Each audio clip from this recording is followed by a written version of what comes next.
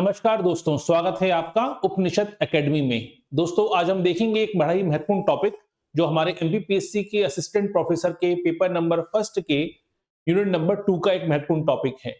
और टॉपिक का नाम है मध्य प्रदेश में वनों के प्रकार एवं वनोपज। ये टॉपिक काफी विस्तृत टॉपिक है अपने आप में, और आज का लेक्चर काफी बड़ा होने वाला है क्योंकि इस टॉपिक को आप टुकड़ों में नहीं पढ़ सकते। ठीक है, आपको इसको विस्तृत रूप से एक साथ पढ़ना पड़ता है। तो चलिए शुरुआत करते हैं आज के लेक्चर की बिना किसी देरी के। इस टॉपिक को याद रखिएगा, मैप पर भी अच्छे से समझना होगा और याद भी रखना पड़ेगा क्योंकि डेटा बहुत सारा है इस टॉपिक के अंतर्गत। और क्योंकि फॉरेस्ट की बात है, पर्यावरण की बात है, तो प्रश्न आने की संभावना 100% होती है। यानी एक प्रश्न तो आपका इस टॉपिक से बनेगा ही बनेगा आपके असिस्टेंट प्रोफेसर के एग्जाम में। चलिए शुरुआत करते हैं आज के लेक्चर की। तो आज हम देखेंगे मध्य प्रदेश में वन संसाधनों के बारे में और वन उपज के बारे में। तो सीधी सी बात है, वन संसाधन बहुत जरूरी है भाई। वन मध्य प्रदेश में पर्यावरण संरक्षण की दृष्टि से। क्यों? क्योंकि मध्य प्रदेश की इकोनॉमी में सबसे बड़ा रोल प्ले करते हैं। मध्य प्रदेश की जीडीपी में लगभग 16% का योगदान केवल वन उपज का है। वो इसलिए क्योंकि पूरे भारत में सबसे ज्यादा फॉरेस्ट एरिया मध्य प्रदेश के पास है। पूरे भारत के सागौन वनों का 50%, साल वृक्ष का 50% केवल मध्य प्रदेश में पाया जाता है। साल सागौन एक ऐसी वनोपज है जो सबसे बड़ी इकोनॉमिकल रोल प्ले करती है मध्य प्रदेश की इकोनॉमी में। इसलिए मध्य प्रदेश में वन संसाधनों को गहराई से पढ़ना समझना जरूरी है। तो अगर हम देखें, और 1988 की वन नीति भी क्या कहती है? 1988 की वन नीति कहती है कि वन आच्छादित क्षेत्र के तहत 1/3 क्षेत्र होना चाहिए। यानी हर राज्य के 1/3 क्षेत्रफल पर वन क्षेत्र का विस्तार होना चाहिए। तो ये जो नीति है ये भी बताती है कि वन संसाधन क्यों जरूरी है और इसमें गिरावट नहीं आनी चाहिए। इन सब बातों पे आज हम चर्चा करेंगे। लेकिन एक क्वेश्चन बनता है कि 33% वन क्षेत्र की अनिवार्यता के लिए किस नीति को पालन किया गया, या किस पॉलिसी में ये 33% का नियम लागू किया गया? तो आंसर क्या आएगा? राष्ट्रीय वन नीति 1988 के तहत 33% का 1/3 वन क्षेत्र होने की अनिवार्यता का पालन किया गया था। यह क्वेश्चन कई बार पूछा जा चुका है। नमस्कार रविंद्र जी। ठीक है, चलिए। हाँ, मेरा ऑडियो वीडियो क्लियर है क्या? अगर ऑडियो वीडियो में कोई समस्या है तो बताइएगा, क्योंकि आज लाइव स्ट्रीमिंग में इंटरनेट के चलते प्रॉब्लम आ रही है बार बार। तो किसी प्रकार की कोई रुकावट आती है या कोई मेरी आवाज में या कोई भी वीडियो में कोई प्रॉब्लम आती है तो मैसेज जरूर कीजिएगा। ठीक है। हाँ, ऑडियो वीडियो क्लियर है मेरा तो बताइए।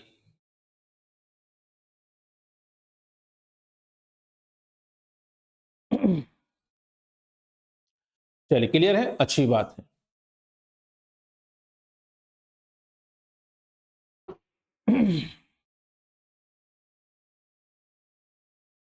ठीक है, शुरू करते हैं। तो मध्य प्रदेश में वनों का जब हम बात करते हैं तो मध्य प्रदेश में पहले वनों के वर्गीकरण को समझना जरूरी है, क्योंकि मध्य प्रदेश में वर्गीकरण जो किया गया है वनों का, वो 4 भागों में किया गया है। पहला है भौगोलिक आधार पर, क्योंकि मध्य प्रदेश में हमने देखा था कि 7 भौगोलिक क्षेत्र है। बुंदेलखंड, बघेलखंड, ठीक है, रीवा पन्ना का पठार, मध्य भारत का पठार, मालवा का क्षेत्र, सतपुड़ा क्षेत्र, नर्मदा घाटी। इस प्रकार से मध्य प्रदेश कई सारे भौगोलिक क्षेत्रों में बटा हुआ है। किसी जगह पर पठारी इलाका है, कहीं पर्वतीय इलाका है। तो ऐसे में पहला वर्गीकरण किया गया है भौगोलिक आधार पर। दूसरा वर्गीकरण किया गया है क्षेत्र के आधार पर। ठीक है, कि भाई कौन कौन से कितने वन पेटियां हैं। तो क्षेत्र के आधार पर मध्य प्रदेश में 3 वन पेटियां हैं। फिर आता है प्रजाति के आधार पर। तो प्रजाति के आधार पर तो हजारों प्रजातियां हो सकती हैं, लेकिन मध्य प्रदेश में 2 प्रजातियां मुख्य रूप से पाई जाती हैं। एक साल वन की प्रजाति और एक है सागौन। तो प्रजाति के आधार पर साल और सागौन में बांटा गया है। और फिर आता है प्रशासनिक नियंत्रण के आधार पर। प्रशासनिक नियंत्रण के आधार पर मध्य प्रदेश में वनों का वर्गीकरण 3 भागों में किया गया है। आरक्षित वन, संरक्षित वन और अवर्गीकृत वन। इन वनों में 3 पार्ट्स में बांटा गया है। यानी इस 4 प्रकार से मध्य प्रदेश में वनों का वर्गीकरण हुआ है। पहला क्या है? भौगोलिक आधार। भौगोलिक आधार का मतलब क्या हुआ? ठीक है, यहां पर जलवायु के आधार पर, मौसम के आधार पर, वर्षा की मात्रा के आधार पर बांटा गया है भौगोलिक विशेषताओं में। जैसे उष्णकटिबंधीय पर्णपाती वन, उष्णकटिबंधीय आर्द्र पर्णपाती वन और शुष्क पर्णपाती वन। ये 3 प्रकार के वनों का वर्गीकरण किया गया है मध्य प्रदेश में भौगोलिक आधार पर। क्षेत्र की बात करें तो 3 प्रकार के क्षेत्र हैं मध्य प्रदेश में, याद रखिएगा, अभी हम पढ़ेंगे इसके बारे में। प्रजाति की बात हम कर ही चुके हैं, साल और सागौन की बात होती है, और प्रशासनिक आधार पर भी 3 भागों में वर्गीकरण किया गया है, जिसकी चर्चा अभी हमने की थी। सबसे पहले हम देखते हैं भौगोलिक विशेषताओं के आधार पर वनों का वर्गीकरण कैसे किया गया है। ठीक है, तो ये भौगोलिक आधार पर वनों का वर्गीकरण है। ठीक है, मैप आपको सामने दिख रहा होगा। तो पहला जो वर्गीकरण है वो है उष्णकटिबंधीय शुष्क पर्णपाती, फिर है उष्णकटिबंधीय पर्णपाती, और फिर आता है उष्णकटिबंधीय आर्द्र पर्णपाती। तो ये 3 पार्ट्स में भौगोलिक आधार पर वर्गीकरण किया गया है। पहले इस मानचित्र को, इस मैप को समझ लीजिए। कारण यह है कि जो आर्द्र पर्णपाती वनस्पति होती है वो वहां डेवलप होती है जहां 100 से 125 सेंटीमीटर औसत वर्षा होती है। उन क्षेत्रों में कौन सी वनस्पति डेवलप होती है? आर्द्र पर्णपाती वनस्पति का विकास होता है।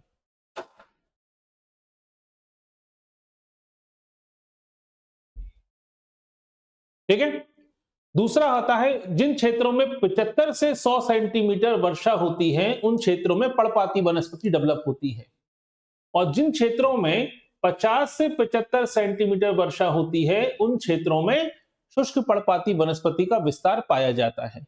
तो मध्य प्रदेश में देखा जाए तो वनस्पति को इन्हीं 3 पार्ट्स में बांटा गया है भौगोलिक आधार पर। जिन इलाकों में ज्यादा बारिश होती है, हमने देखा था ये कौन सा इलाका था? बघेलखंड का इलाका सबसे ज्यादा बारिश वाला इलाका है, बघेलखंड, बालाघाट, ये पूरा इलाका। तो यहाँ पर कौन सी वनस्पति मिलेगी? आर्द्र पर्णपाती। जिन क्षेत्रों में 75 से 100 सेंटीमीटर वर्षा हो रही है, रीवा पन्ना का पठार, बुंदेलखंड का पठार, नर्मदा घाटी, मालवा का इलाका, यहाँ कौन सी वनस्पति मिलेगी? पर्णपाती वनस्पति। और जिन इलाकों में बारिश 50 से 75 सेंटीमीटर होती है तो वहां पे क्या मिलेंगी? वहां घने वन जंगल तो मिलेंगे नहीं, वहां मिलेगी शुष्क पर्णपाती। नीमच है, मंदसौर है, ग्वालियर है, शिवपुरी है, मुरैना है, भिंड है, ठीक है, गुना है, अशोकनगर है, ये पूरा बेल्ट जो है इस इलाके में आपको कौन सी वनस्पति मिलती है? शुष्क पर्णपाती वनस्पति मिलती है। तो भौगोलिक आधार पर मध्य प्रदेश में वनों को 3 भागों में बांटा गया, आर्द्र पर्णपाती, पर्णपाती और शुष्क पर्णपाती। तो तीनों का आधार क्या है? तीनों का आधार है वर्षा की मात्रा। क्योंकि मध्य प्रदेश में हम जैसे ही पश्चिम से, ठीक है, सॉरी, जैसे ही हम पूरब से पश्चिम की तरफ जाते हैं बारिश की मात्रा कम हो रही है, देखिए, और बारिश की मात्रा कम होने के चलते वनस्पति का विकास भी कम हो रहा है, वनस्पति की डेंसिटी भी कम हो रही है, क्षेत्रफल में भी गिरावट आ रही है। यही है पूरा लॉजिक मध्य प्रदेश की वनस्पति को समझने का। ठीक है, क्लियर है यहां तक? चलिए सबसे पहले देखते हैं नम्र पर्णपाती। नम्र मतलब आर्द्र पर्णपाती, यानी एक ऐसी वनस्पति जो मध्य प्रदेश के 8.97% भाग पर फैली हुई है। ये वो वनस्पति है जो 100 से 150 यानी 100 से 125 या 100 से 150 सेंटीमीटर वर्षा वाले क्षेत्रों में विकसित होती है। ये वनस्पति आपको कहां मिलेगी? अभी आपने देखा पूरा इलाका, सीधी है, सिंगरौली है, उमरिया है, शहडोल है, अनूपपुर है, बालाघाट है, मंडला है, ठीक है, ये पूरा बेल्ट जो है वो इसी वनस्पति का क्षेत्र है। इसलिए मैप पर अगर आपको चीजें याद हैं तो आसान हो जाएगा, नहीं तो रट्टा मारते रहेंगे। अगर मैप एक बार देख लिया कि ये इस इलाके में कौन से जिले आते हैं तो फिर आपको याद नहीं करना पड़ता, फिर आपको मालूम होता है कौन से जिलों की बात हो रही है। इसलिए मैप ले लीजिएगा, फिजिकल और पॉलिटिकल दोनों मैप लेके रख लीजिएगा। ठीक है, अब इस प्रकार की वनस्पति में कौन से वृक्ष आएंगे? इसमें आते हैं पीपल है, रोजवुड है, साल है, बांस है, लेकिन मुख्य रूप से कौन सा वृक्ष आता है? वो है साल और बांस। तो एग्जाम में क्वेश्चन पूछा जाए कि भाई मध्य प्रदेश में साल और बांस, मध्य प्रदेश में किस प्रकार की वनस्पति की प्रजातियां हैं? तो उष्णकटिबंधीय आर्द्र पर्णपाती वनस्पति की प्रजातियां हैं। तो वनस्पति को भौगोलिक आधार पर पढ़ने का सबसे आसान तरीका क्या है? पहली बात, आपको लोकेशन मालूम होनी चाहिए, दूसरा आपको वर्षा की मात्रा मालूम होनी चाहिए, और तीसरा उदाहरण मालूम होना चाहिए कौन से वृक्ष वहां मिलते हैं। और मैप अच्छे से पढ़ा होगा तो जिले अपने आप आपको याद हो जाएंगे। अब आता है शुष्क पर्णपाती। ठीक है, माफ कीजिएगा, इसको हम केवल पर्णपाती कहेंगे, शुष्क पर्णपाती वन अलग होते हैं जिनको कटीले वन भी कहते हैं। ठीक है, याद रखिएगा। तो उष्णकटिबंधीय पर्णपाती वन, पर्णपाती वन क्या है? मध्य प्रदेश के सबसे ज्यादा एरिया में 88.65% इलाके में इन्हीं वनों का विस्तार है। आपने भी मैप पर भी देखा था। देखिए, मध्य प्रदेश के सबसे बड़े इलाके में यही वन पाए जाते हैं। अब यहीं से क्वेश्चन बनता है कि इन 3 प्रकार के वनों में सबसे ज्यादा मात्रा में कौन से वन मिलेंगे? आपको पर्णपाती वनस्पति सबसे ज्यादा मात्रा में मिलेगी। ठीक है, तो 88.65% के इलाके में इस प्रकार के वन पाए जाते हैं। अब ये वन कहाँ मिलते हैं? जहां 50 से 100 या 75 से 100 सेंटीमीटर औसत वर्षा होती है, उन क्षेत्रों में इस प्रकार के वन पाए जाते हैं। इन्हें पर्णपाती क्यों कहते हैं? इनको पतझड़ वन भी कहते हैं, क्योंकि जैसे ही गर्मियां पड़ती हैं, ये क्या करते हैं? ये अपनी पत्तियां गिरा देते हैं। तो कभी आप भोपाल से होशंगाबाद की तरफ जाइए, ठीक है, तो गर्मियों में देखिए जो पूरा बीच का इलाका आता है, बुधनी घाट का इलाका, ठीक है, जहां मोबाइल के नेटवर्क चले जाते हैं, उस इलाके में गर्मियों में पूरी पहाड़ियां दिखती हैं, सारे पेड़ साफ दिखते हैं, पेड़ों पे पत्तियां नहीं होती, लेकिन जैसे ही बारिश होती है, वो इलाका अचानक से घना जंगल बन जाता है। क्यों? क्योंकि पर्णपाती वनस्पति है। ऐसा इसलिए होता है क्योंकि ये वृक्ष पानी बचाने के लिए अपनी पत्तियां गिरा देते हैं गर्मियों में, लेकिन जैसे ही बारिश होती है, इसमें पत्तियां फिर से आ जाती हैं। इसलिए इनको पर्णपाती या पतझड़ वन भी कहा जाता है। ये वन कहाँ मिलेंगे? ये वन आपको पूरे मध्य प्रदेश के सबसे बड़े इलाकों में, जबलपुर, नर्मदापुरम होशंगाबाद का नया नाम है, बेतूर है, छतरपुर है, पन्ना, छिंदवाड़ा, ठीक है, सीहोर, बहुत बड़े इलाके में इस प्रकार के वृक्ष पाए जाते हैं। इनमें सबसे महत्वपूर्ण वृक्ष होता है वो है शीशम और सागौन, क्योंकि नीम पीपल तो आपको सब जगह मिलेंगे। जिस प्रकार उष्णकटिबंधीय आर्द्र पर्णपाती में साल और वृक्ष मुख्य मुख्य वृक्ष हैं, इसी प्रकार पर्णपाती वनस्पति में सागौन और शीशम जो यहाँ के सबसे महत्वपूर्ण वृक्ष माने जाते हैं। तो आपको जिला मालूम पड़ गया, प्रजाति मालूम पड़ गई, साथ ही साथ विशेषता मालूम पड़ गई और वर्षा की मात्रा मालूम है, और साथ ही साथ परसेंटेज भी मालूम है कि यानी पूरे एमपी में सबसे ज्यादा फॉरेस्ट एरिया कौन से वनों का है? पर्णपाती वनों का है। ठीक है, अब आते हैं कांटेदार वन या शुष्क पर्णपाती वनस्पति। ये कहां मिलेगी? ये केवल बहुत कम इलाके में मिलती है, 0.26% इलाके में, खासकर मध्य प्रदेश के उत्तर पश्चिमी इलाके में, भिंड है, मुरैना, ग्वालियर, मंदसौर, नीमच के इलाके में। क्योंकि यहाँ बारिश क्या होती है? बारिश बहुत कम होती है, 25 से 50 सेंटीमीटर। ठीक है, इतनी कम बारिश में ज्यादा घने जंगल डेवलप नहीं हो सकते, पेड़ों की डेंसिटी क्या हो जाती है, जो घनत्व होता है वो कम हो जाता है। ये है श्योपुर, निमाड़, रतलाम, मंदसौर, टीकमगढ़ का इलाका, ग्वालियर का इलाका। यहाँ बारिश कम होती है, जिसके चलते यहाँ पर घने जंगल या घने वन नहीं पाए जाते। ठीक है, इन वृक्षों में क्या होता है? इनमें मिलेगा बबूल, ठीक है, खेर, आपको इसके अलावा पलाश, ये प्रकार के जो वृक्ष होते हैं, कांटेदार वृक्ष हैं, आंवला, बेर, ठीक है, इस प्रकार के वृक्ष यहाँ पे मुख्य रूप से पाए जाते हैं। लेकिन इस प्रकार के वृक्षों में सबसे महत्वपूर्ण वृक्ष है वो है खेर का। किसका वृक्ष है? खेर का। ठीक है, जिससे बनता है कत्था। और शिवपुरी के इलाके में, श्योपुर के इलाके में सबसे ज्यादा पेड़ जो हैं खेर के पाए जाते हैं। अभी हम वनोपज पढ़ेंगे तो पढ़ने को मिलेगा खेर का वृक्ष, जिससे कत्था बनता है। पान में कत्था लगा के खाते हैं, वो कत्था कहां से प्राप्त होता है? खेर के वृक्ष से प्राप्त होता है। तो ये 3 प्रकार के वन आपको मालूम होने चाहिए। ये वनों का वर्गीकरण कौन सा है? ये वर्गीकरण है किसके आधार पर? भौगोलिक आधार पर। तो भौगोलिक आधार पर आपने वनों के वर्गीकरण को समझा। अब आते हैं क्षेत्र के आधार पर वनों के वर्गीकरण को भी समझ लेते हैं। क्षेत्र के आधार पर वनों का वर्गीकरण कैसा है उसको समझिए। तो मध्य प्रदेश में क्षेत्र के आधार पर वनों को 3 पेटियों में बांटा गया है, जैसा कि आपको मैप पर दिख रहा होगा। तो 3 फॉरेस्ट बेल्ट हैं। कभी कभी क्वेश्चन बनता है मध्य प्रदेश में कितनी वन बेल्ट है, तो याद रखिए ऐसे क्वेश्चन लिखा आता है, कौन सा कितनी मध्य प्रदेश में कितनी वन बेल्ट है। तो वन बेल्ट यानी फॉरेस्ट बेल्ट कितनी है? केवल 3 है। पहला है मध्य भारत पेटी, दूसरा है विंध्य वन बेल्ट और तीसरा है सतपुड़ा मेकाल पेटी। पहला कौन सा हो गया? मध्य भारत पेटी यानी बेल्ट, दूसरा है विंध्य बेल्ट, ठीक है, और तीसरा है सतपुड़ा मेकाल बेल्ट। तो मध्य प्रदेश में कितनी वन बेल्टें हैं? कुल मिलाकर 3 वन बेल्टें हैं। अब यहां से क्वेश्चन बनता है सबसे बड़ी वन बेल्ट कौन सी है? तो आपको मैप पर दिख रहा है सबसे बड़ी वन बेल्ट कौन सी है? सतपुड़ा मेकाल बेल्ट जो है वो सबसे बड़ा क्षेत्र है, वन पेटी का सबसे बड़ा क्षेत्र है। तो मध्य प्रदेश में कितनी वन पेटियां हैं? 3 वन पेटियां हैं, इन्हीं को वन बेल्ट कहा जाता है, फॉरेस्ट बेल्ट कहते हैं, याद रखिएगा। कुल कितनी है? 3 है, मध्य भारत, विंध्य और सतपुड़ा मेकाल। सबसे बड़ी कौन सी है? सतपुड़ा मेकाल बेल्ट सबसे बड़ी है। अब इस बेल्ट को भी समझ लेते हैं। सबसे पहला क्या है? मध्य भारत पेटी। ठीक है, मध्य भारत पेटी क्या है या पट्टी क्या है? इसमें मुरैना, शिवपुरी के इलाके आते हैं। यहाँ पे कांटेदार वन मिलेंगे, अभी आपने देखा था पर्णपाती वन मिलेंगे। ठीक है, दूसरा है विंध्य बेल्ट। ये कहां फैला हुआ है? ये आपका बुंदेलखंड का इलाका और बुंदेलखंड के इलाकों में फैला हुआ है, कैमूर क्षेत्र में फैला हुआ है। दमोह सागर का इलाका पूरा क्षेत्र इसी में आता है। और तीसरा बेल्ट है सतपुड़ा क्षेत्र, जो नर्मदा नदी से लेकर नीचे की सतपुड़ा पर्वतमाला और बेकाल पर्वतमाला में फैला हुआ है।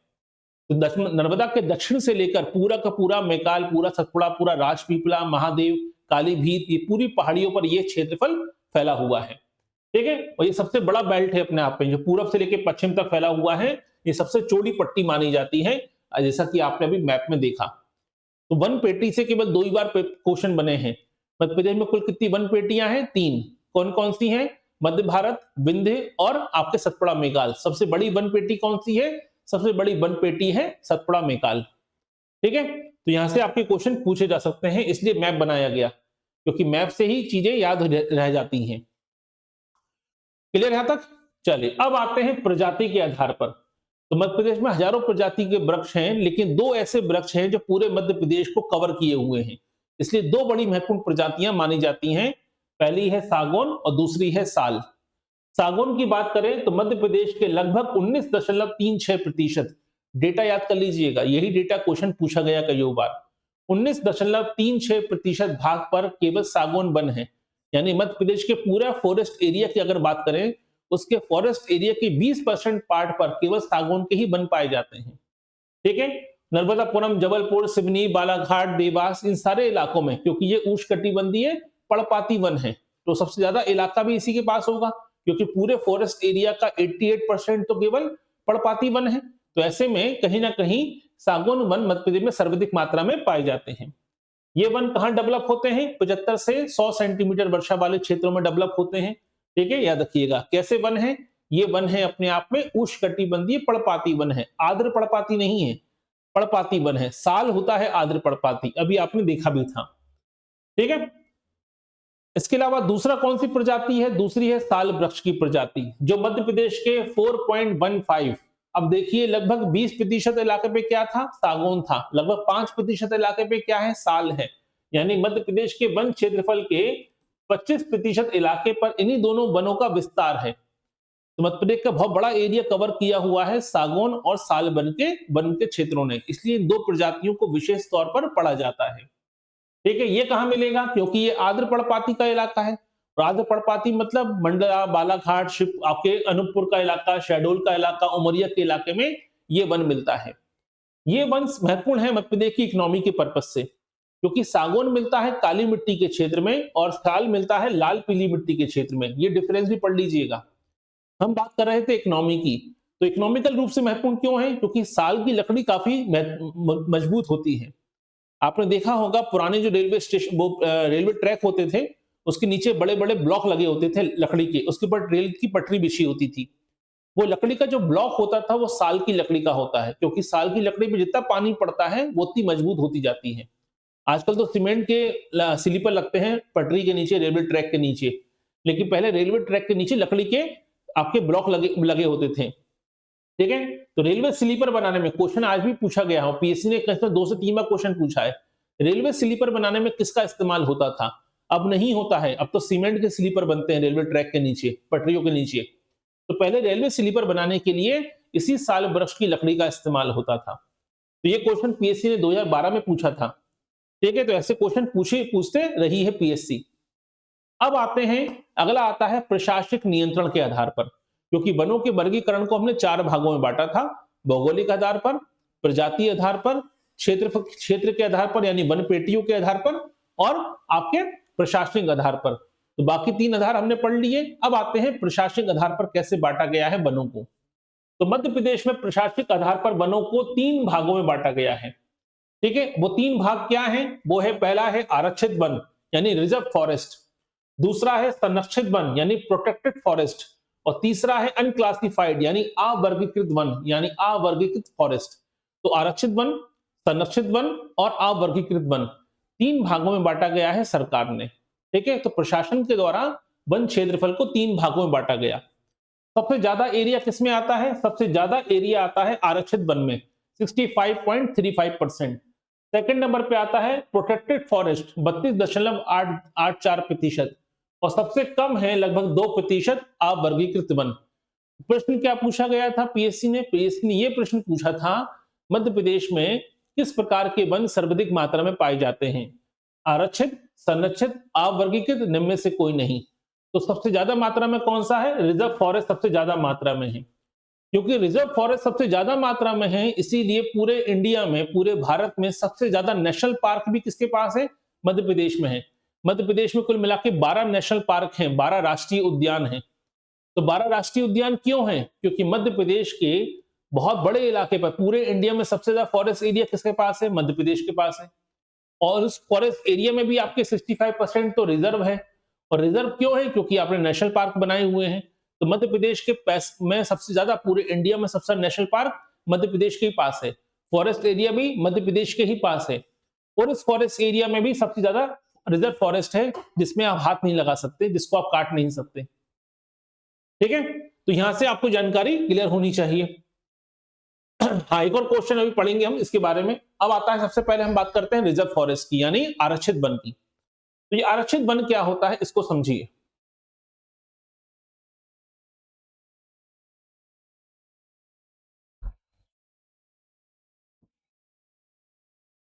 ठीक है,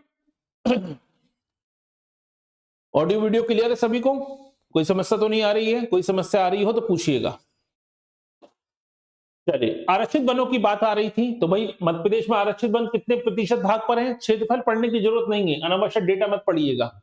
ठीक है, अगर याद करना चाहें तो कर लीजिए, लेकिन जरूरत नहीं पड़ती है, क्योंकि पीएससी परसेंटेज ज्यादा पूछती है। तो 65.35% के क्षेत्रफल पर आरक्षित वनों का विस्तार है। इन वन क्षेत्रों में क्या है, ये सबसे ज्यादा, ये वन क्षेत्र सबसे ज्यादा कहां पाए जाते हैं? ये क्वेश्चन पूछा गया था।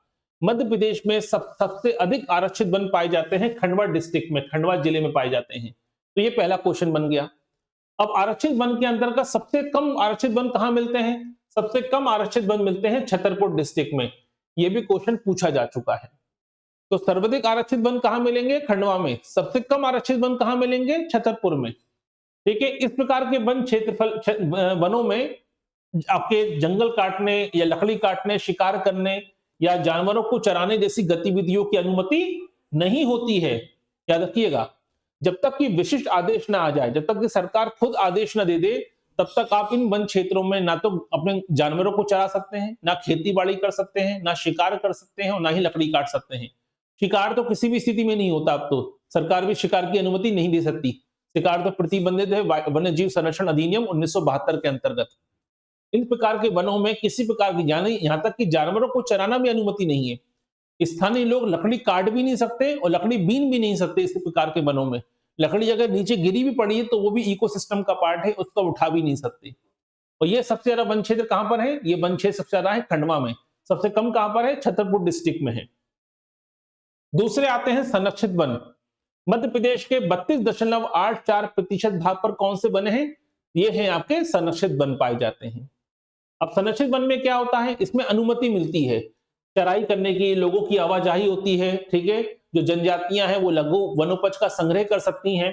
ठीक है, इस प्रकार की अनुमति होती है स्थानीय समुदायों, क्योंकि जो जनजातियां हैं वो तो जंगलों में रही हैं। तो जनजातियां आरक्षित वनों में कुछ नहीं कर सकती, लेकिन संरक्षित वनों में उन्हें थोड़ी बहुत सुविधा मिलती है, क्योंकि वो कहां जाएंगे? वो तो आदिवासी हैं, वो तो सदियों से जनजाति आपके जंगलों में रह रहे हैं।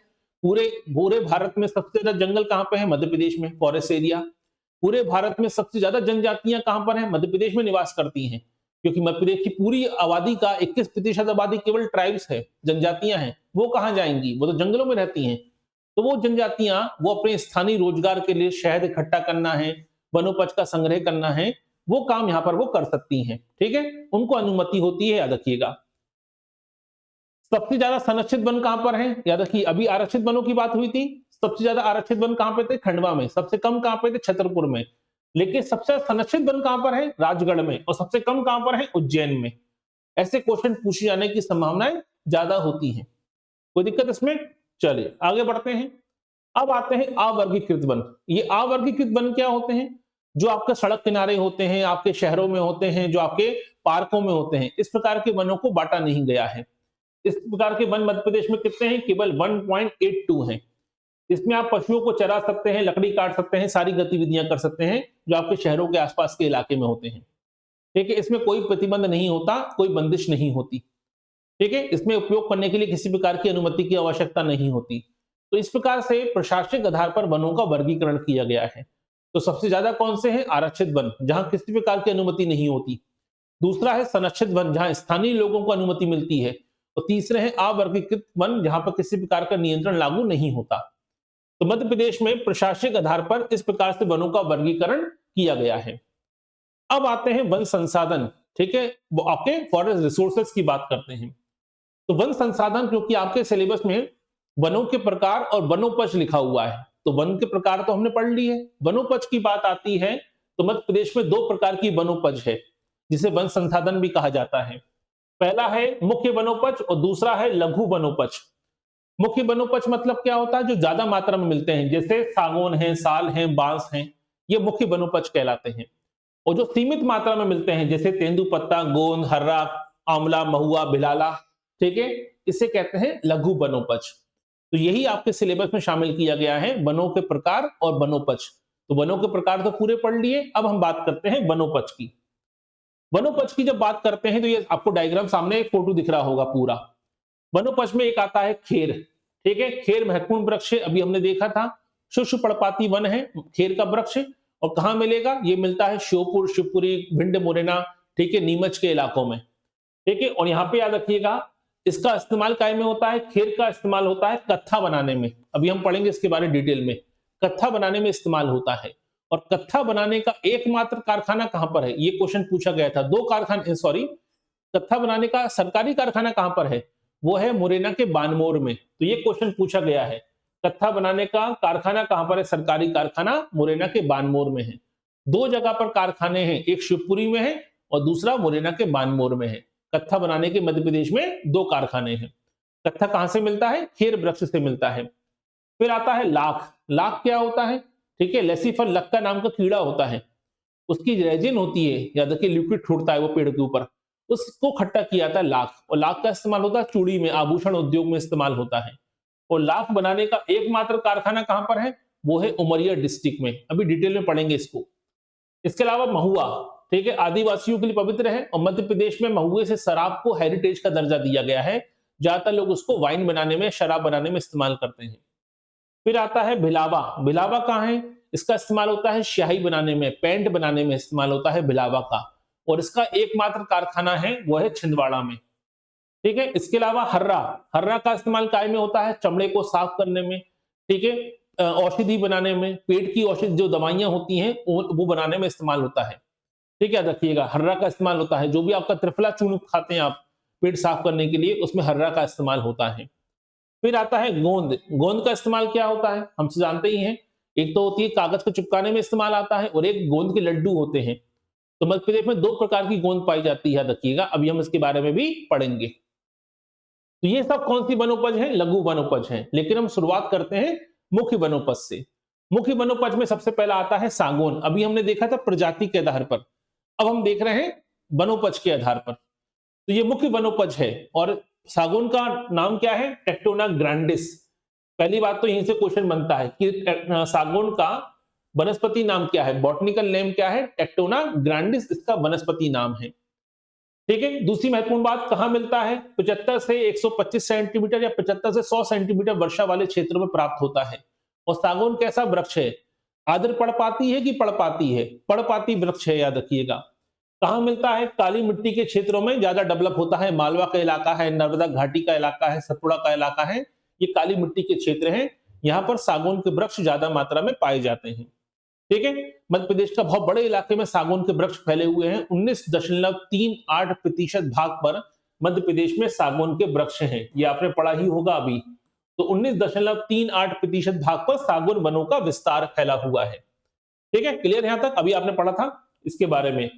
इसके अलावा सागौन का इस्तेमाल काय में होता है, फर्नीचर में, निर्माण सामग्री में, इन सभी क्षेत्रों में इसका इस्तेमाल होता है। ये आर्द्र पर्णपाती नहीं है, ये पर्णपाती वृक्ष है, याद रखिएगा, ठीक है। दूसरा है सैल, या सॉरी सैल नहीं, साल होगा, ठीक है, साल का वृक्ष। दूसरा है साल। मध्य प्रदेश में साल लगभग 4.5% भाग पर फैला हुआ है, ठीक है। इसका नाम है शौरिया रोबस्टा।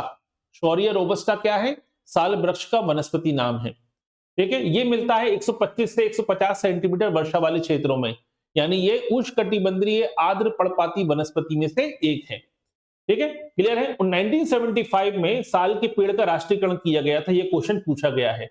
राष्ट्रीयकरण करने का मतलब क्या है कि अब कोई प्राइवेट ठेकेदार या कोई व्यक्ति इसे अपनी प्रॉपर्टी की तरह इस्तेमाल नहीं कर सकता, इसका राष्ट्रीयकरण कर दिया गया है।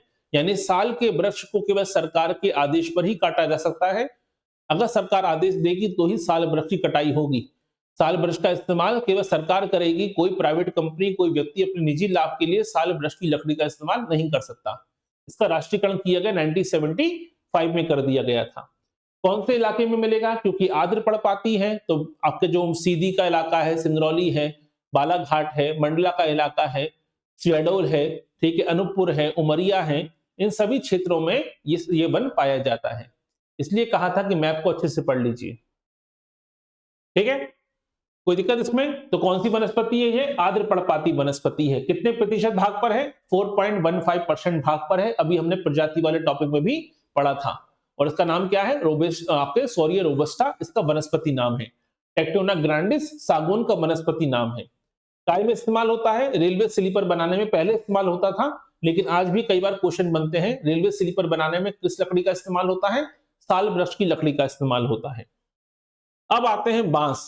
ठीक है, बांस की बात करें तो मध्य प्रदेश में बम्बूसाइडी इसका वनस्पति नाम है, लेकिन कई सारे वनस्पति के मध्य प्रदेश में अलग अलग प्रकार की वनस्पतियां, अलग अलग प्रकार के प्रजातियों के बांस पाए जाते हैं।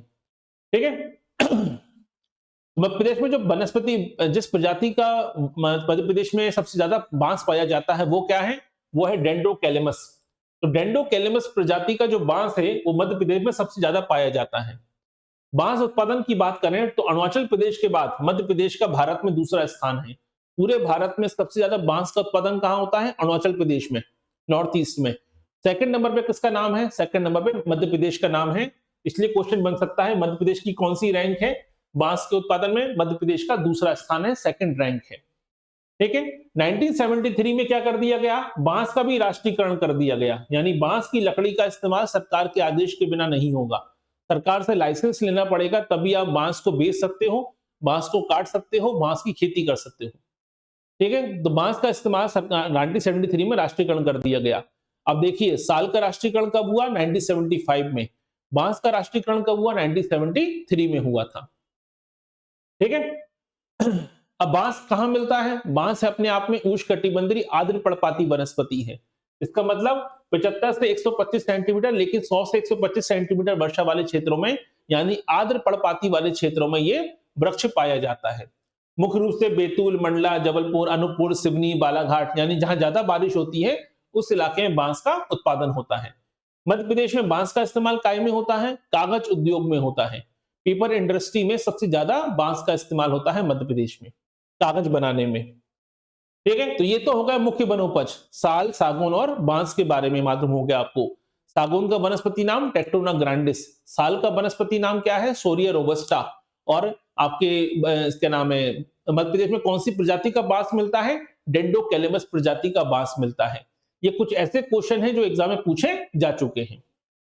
ठीक है, वॉइस क्लियर है मेरी? आवाज सबको आ रही है? सबको वीडियो ऑडियो सुनाई दे रहा है? कोई भी डाउट हो, क्वेश्चन हो तो पूछिएगा। चलिए अब हम बात करते हैं लघु वनोपज की। हाँ रविंद्र जी, चीजें समझ में आ रही हैं? कोई दिक्कत तो नहीं? रविंद्र जी आप मध्य प्रदेश के निवासी नहीं हैं, याद रखिएगा ना। अदर स्टेट, भारत के अदर स्टेट के हैं तो आपको अच्छे से पढ़ना है। 50 क्वेश्चन है। ठीक है, तो मैप लेके अच्छे से पढ़िएगा। जो भी स्टूडेंट, याद रखिए, मध्य प्रदेश के नहीं है और एमपीपीएससी के असिस्टेंट प्रोफेसर की तैयारी कर रहे हैं, तो सोशियोलॉजी के साथ साथ आपको फर्स्ट पेपर को भी प्राथमिकता देनी पड़ेगी, क्योंकि आपके लिए फर्स्ट पेपर थोड़ा टफ हो जाता है, क्योंकि आपको मैप से लेके हर चीज अच्छे से पढ़नी पड़ती है। तो कम से कम जितना पढ़ाया जा रहा है वो अच्छे से पढ़िए और उसको मैप पे जरूर पढ़ लीजिए। किताब खरीदने से अच्छा है मैप ले लीजिए, दीवार पे चिपका लीजिए पॉलिटिकल मैप और फिजिकल मैप। मैप से एमपी अच्छे से तैयार हो जाता है। चलिए अब आते हैं लघु वनोपज के बारे में। लघु वनोपज में आता है सबसे पहले तेंदुपत्ता। तेंदुपत्ता क्या होता है? जिससे बीड़ी बनती है, याद रखिएगा।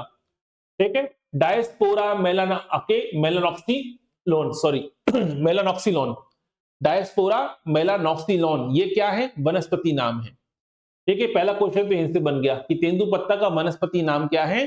तेंदुपत्ता का वनस्पति नाम है डायस्पोरस मेलानॉक्सिलोन। ठीक है, पूरे भारत में तेंदुपत्ते के उत्पादन में मध्य प्रदेश का प्रथम स्थान है। पूरे इंडिया का 50% तेंदुपत्ता केवल मध्य प्रदेश में उत्पादित होता है। इसके अलावा सबसे ज्यादा तेंदुपत्ता कहां से आता है? पूरे मध्य प्रदेश में सबसे ज्यादा तेंदुपत्ते का उत्पादन होता है सागर से। तो एक और क्वेश्चन हमारा बन गया। 1963 में 1963 में ही तेंदुपत्ते का राष्ट्रीयकरण कर दिया गया था, और तेंदुपत्ते का राष्ट्रीयकरण करने वाला पहला राज्य कौन सा था? मध्य प्रदेश था। मैंने शुरुआत में ही कहा था, आज का लेक्चर काफी लंबा है और उसमें डेटा बहुत सारा है। तो तेंदुपत्ता के बारे में पहली बात तो पूरे इंडिया का 50% से ज्यादा तेंदुपत्ता मध्य प्रदेश में होता है। 1963 में तेंदुपत्ते का राष्ट्रीयकरण करने वाला मध्य प्रदेश पहला राज्य था। 1973 में साल का किया, ठीक है, आपने पढ़ा अभी, बांस का किया, और 1975 में साल वृक्ष का राष्ट्रीयकरण किया था। लेकिन सबसे पहले किस वनस्पति का राष्ट्रीयकरण हुआ था, ये क्वेश्चन पूछा जाता है। तो सबसे पहले राष्ट्रीयकरण हुआ था तेंदुपत्ते का, और मध्य प्रदेश पहला स्टेट था जिसने तेंदुपत्ते का राष्ट्रीयकरण कर दिया था। तो 50% मध्य प्रदेश के पास है। और मध्य प्रदेश में भी कौन से जिले में सबसे ज्यादा तेंदुपत्ते का उत्पादन होता है? सागर में सबसे ज्यादा तेंदुपत्ते का उत्पादन होता है। ठीक है, तेंदुपत्ते का इस्तेमाल काय में होता है? बीड़ी उद्योग में। इसलिए मध्य प्रदेश में सबसे ज्यादा बीड़ी कहां बनती है? जबलपुर में बनती है। लेकिन कच्चा माल सबसे ज्यादा कहां से आता है? सागर से आता है। और इंडिया में सबसे ज्यादा बीड़ी कारखाने जबलपुर में है, 192 कारखाने हैं केवल जबलपुर में जहां पर बीड़ी बनती है। अब आते हैं खेर। जो खेर वृक्ष है, इसका वनस्पति नाम क्या है? सॉरी, इसका वनस्पति नाम गलत लिखा हुआ है, ये बबूल कत्था नहीं होता। ठीक है, याद रखिए। हाँ, महत्वपूर्ण क्वेश्चन ये है कि खेर वृक्ष का इस्तेमाल होता काय में है? तो खेर वृक्ष का इस्तेमाल होता है कत्था बनाने में। तो पान पे कत्था लगाते हैं आप, तो कत्था बनाने में खेर वृक्ष का इस्तेमाल होता है। ये एक शुष्क पर्णपाती वनस्पति है। शुष्क पर्णपाती वनस्पति मतलब 50 से 75, 25 से 50 सेंटीमीटर वर्षा वाले इलाकों में होती है, याद रखिएगा। ये श्योपुर है, भिंड है, मुरैना है, ग्वालियर है, नीमच है, इस इलाके में जहां बारिश कम होती है, इस इलाके में ये वनस्पति मुख्य रूप से पाई जाती है। ठीक है, याद रखिएगा। इसके अलावा शिवपुरी, मुरैना, इस पूरे इलाके में इस प्रकार के वृक्ष पाए जाते हैं। कत्था बनाने में इस खेर की लकड़ी का इस्तेमाल होता है, याद रखिएगा। ठीक है, अब यहीं से क्वेश्चन बनता है। पीएससी ने 2013 में और 2015 में क्वेश्चन पूछा कि कत्था बनाने को लेकर कारखाने कहां पर हैं? तो मुरैना के बानमोर में और शिवपुरी में 2 जगह पर कत्था बनाने के कारखाने लगे हुए हैं, याद कर लीजिएगा। ठीक है, कत्था बनाने के कारखाने कहां पर हैं? शिवपुरी, मुरैना के शिवपुरी में, सॉरी, मुरैना के बानमोर में और शिवपुरी जिले में 2 जगह पर कारखाने स्थापित हैं खेर की लकड़ी से। क्या बनाने के? खेर की लकड़ी से, याद रखिएगा, कत्था बनाने में। अब आता है गोंद। गोंद की बात करें तो मध्य प्रदेश में बबलू, कुल्लू, सलाई, कई प्रकार की गोंद निकाली जाती है। गोंद का जो मध्य प्रदेश में उत्पादन होता है मुख्य रूप से खंडवा, धार, झाबुआ के इलाके में होता है, गुना, शिवपुरी के इलाके में होता है, क्योंकि गोंद के पेड़ तो मध्य प्रदेश में हर जगह पाए जाते हैं। वैसे गोंद जो है वो आपने कैसी वनस्पति है? पर्णपाती वनस्पति है। ठीक है, अब जो बबूल गोंद होती है, इसका इस्तेमाल काय में होता है? खाने पीने के सामान बनाने में, जैसे आपने सुना होगा गोंद के लड्डू। कुल्लू गोंद जो होती है, इसका इस्तेमाल होता है कॉफी पेस्ट्री में, मीठा करने में काम आता है, जो कॉफी पेस्ट्री में इस्तेमाल होती है उसमें होता है। ठीक है, और सलाई गोंद का इस्तेमाल काय में होता है? जो पेंट उद्योग होता है, वार्निश होती है, उसमें बनाने में इस्तेमाल होता है। तो हमारे यहाँ 3 प्रकार की गोंद मध्य प्रदेश में पाई जाती है। महत्वपूर्ण वो नहीं है, गोंद से वैसे आज तक कभी कोई क्वेश्चन नहीं पूछा गया, लेकिन अगर पूछ लें तो कम से कम आपको 3 प्रकार की प्रजातियां मालूम होनी चाहिए। ठीक है, अब आते हैं लाख। लाख से पीएससी ने कई बार क्वेश्चन पूछे हैं।